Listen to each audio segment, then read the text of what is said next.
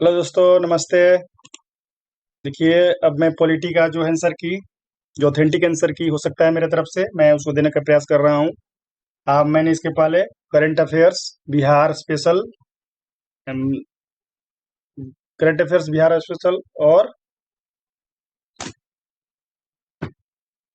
Math. हाँ दोस्तों, current affairs Bihar special और मैथ तीनों का दे चुका हूँ। ये चौथा सीरीज है पॉलिटी का जिस दे रहा हूँ दोस्तों। देखिए, इसका जो पॉलिटी का क्वेश्चन था मेरा से डी था, ध्यान रखिएगा। उसमें 138 क्वेश्चन का था। Sikkim became a full fledge state of the union of India in. दोस्तों, इसका आंसर होगा 1975, यानी बी। 1974 नहीं होगा, क्योंकि दोस्तों 35 कॉन्स्टिट्यूशनल अमेंडमेंट एक्ट 1974 के माध्यम से इसको भारत का एसोसिएटेड स्टेट बनाया गया था। इसको फुल फ्लेज पूर्ण राज्य नहीं बनाया गया था। पूर्ण राज्य इसको कब बनाया गया था दोस्तों? 1975 में। ठीक है दोस्तों, next question.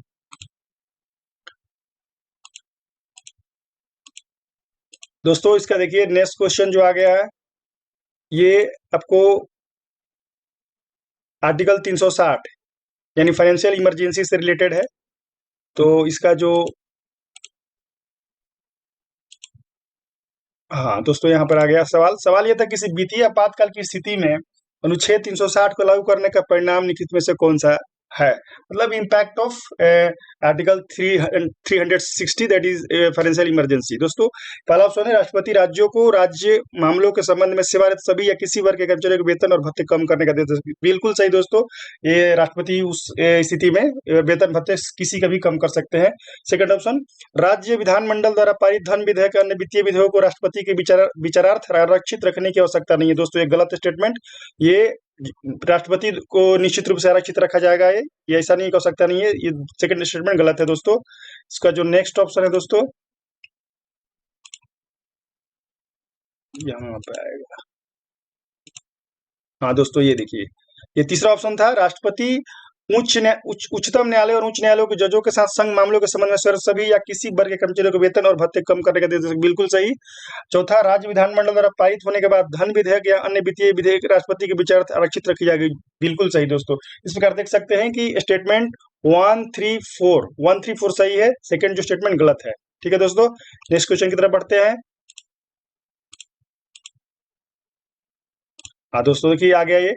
Under which article the speaker can allow any member of the house to speak in his her mother tongue. दोस्तों, आप जानते हैं कि अभी वर्तमान में हमारे जो लोकसभा का अध्यक्ष ओम बिरला हैं। तो जो आर्टिकल 110 है, जो कि ऑप्शन ए है, 110 दोस्तों, ये मनी बिल से संबंधित है। इस प्रकार ये मदर टंग से संबंधित, इसका कोई संबंध नहीं है। जो सेकंड आर्टिकल 122 दोस्तों, इस आर्टिकल का मतलब है courts not to inquire into proceedings of Parliament. मतलब पार्लियामेंट के किसी भी गतिविधि में कोर्ट जो है न्यायालय हस्तक्षेप नहीं करेगा दोस्तों। तो ये हुआ आर्टिकल 122। और आर्टिकल 120 जो है मदर टंग से संबंधित है। इस प्रकार यहाँ पर जो आंसर होगा सी होगा दोस्तों, ए और बी नहीं होगा, क्योंकि मैंने आपको अभी बता दिया कि आर्टिकल 110 है जो मनी बिल से है। आर्टिकल 112 पार्लियामेंट के प्रोसीडिंग से है। और आर्टिकल 120 का सब क्लॉज 1 जो है वो है आपको मदर टंग से। इस प्रकार दोस्तों देख सकते हैं कि जो 48 है उसका जो आंसर होगा सी होगा। नेक्स्ट क्वेश्चन दोस्तों, consider the following statement about the collegium system. Collegium system दोस्तों, पहला जो ऑप्शन है, the Supreme court collegium is a 5 member body which is headed by incumbent chief justice of India and comprises 4 other senior most judges of the court at that time। दोस्तों, बिल्कुल सही है। बिल्कुल सही ऑप्शन, ये बिल्कुल सही है। सेकंड जो है, parliament by law has evolve the collegium system. दोस्तों, ये पूरी तरह गलत है। ये कानून द्वारा कॉलेजियम सिस्टम का उत्पादन नहीं हुआ है। ये जो है जजमेंट ऑफ सुप्रीम कोर्ट ने 3 जजमेंट दिया था, जिसको फर्स्ट जज केस 1981, सेकंड जज केस 1993 एंड थर्ड जज केस 1998। यानी 3 जजेस केस था, जिसमें से फाइनल जो हुआ थर्ड जजेस केस है जो 1998, उसमें इसका अप्रूवल मिला था। यानी जो कॉलेजियम जो है, कॉलेजियम को अप्रूवल किसमें मिला था? ये आपको थर्ड जजेस केस 1998 में। दोस्तों, इसका जो सेकंड स्टेटमेंट है पूरी तरह गलत है। थर्ड स्टेटमेंट देखते हैं। द जजेस of the Supreme Court and high courts are appointed only through the collegium system. बिल्कुल सही दोस्तों। अभी वर्तमान में जो हमारे देश में सुप्रीम कोर्ट और हाई कोर्ट के जजों की नियुक्ति का जो ये प्रक्रिया है, वो कॉलेजियम के माध्यम से होती है। कॉलेजियम के माध्यम से राष्ट्रपति जो है, राष्ट्रपति को भेजा जाता है। राष्ट्रपति उसमें से जजों की नियुक्ति अपॉइंट करते हैं। चौथा option, the collegium system was introduced in the year 1993 by Justice P N Bhagwati.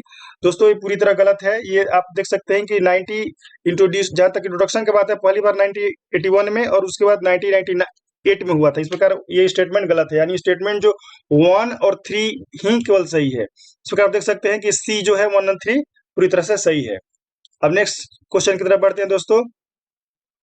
ये देखिए 42वां संविधान संशोधन 1976 के बारे में आ गया दोस्तों।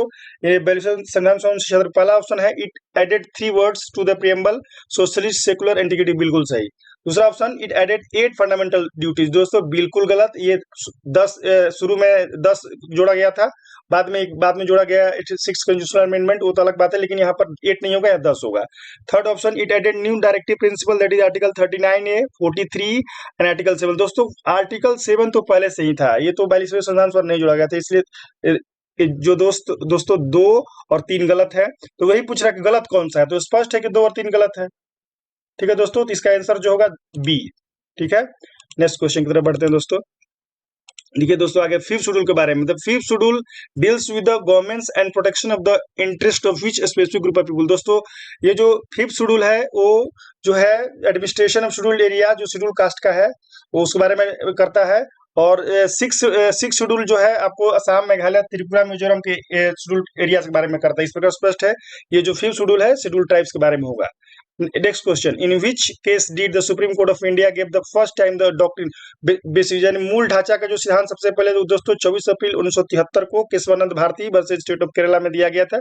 बहुत इंपॉर्टेंट लैंडमार्क जजमेंट है सुप्रीम कोर्ट का, इसको याद रखिएगा डेट के सहित। नेक्स्ट क्वेश्चन दोस्तों करा कि मिलाना है, कम्युनिस्ट पार्टी ऑफ इंडिया का स्थापना कब हुई, कम्युनिस्ट पार्टी ऑफ इंडिया कब हुई, Bahujan Samaj party, all India. दोस्तों आप देख सकते हैं कि ऑल इंडिया तृणमूल कांग्रेस का स्थापना 1998 में ममता बनर्जी के द्वारा की गई थी। बहुजन समाज पार्टी का स्थापना 1984 में काशीराम के द्वारा की गई थी। और कम्युनिस्ट पार्टी ऑफ इंडिया की स्थापना 1925 में की गई थी। दोस्तों यहाँ ध्यान रखिएगा कि 1925 में आरएसएस की भी स्थापना हुई थी, यानी 1925 में आरएसएस और कम्युनिस्ट पार्टी ऑफ इंडिया की स्थापना हुई थी। वही communist party of India Marxist जो है ये सीपीआई सहित इसी का पार्ट था, टूट करके 1964 में इसका निर्माण। इस प्रकार दोस्तों डी आंसर होगा। ठीक है दोस्तों, अब नेक्स्ट ऑप्शन की तरफ बढ़ते हैं, नेक्स्ट क्वेश्चन की तरफ बढ़ते हैं। हाँ दोस्तों आ गया सवाल, ये सब दोस्तों ये तो हो चुका है दोस्तों। नेक्स्ट, हाँ दोस्तों ये देखिए, the specifications required for the community to be declared as scheduled tribe are, दोस्तों इसमें सारे सही हैं।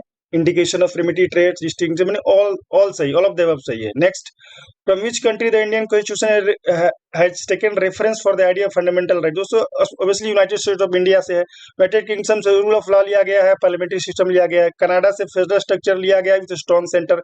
आयरलैंड से डीपीएसपी लिया गया। दोस्तों अगला question, untouchability is एबोलिश्ड by which article. दोस्तों आर्टिकल 17 से कर दिया गया है, आपको पता ही होगा।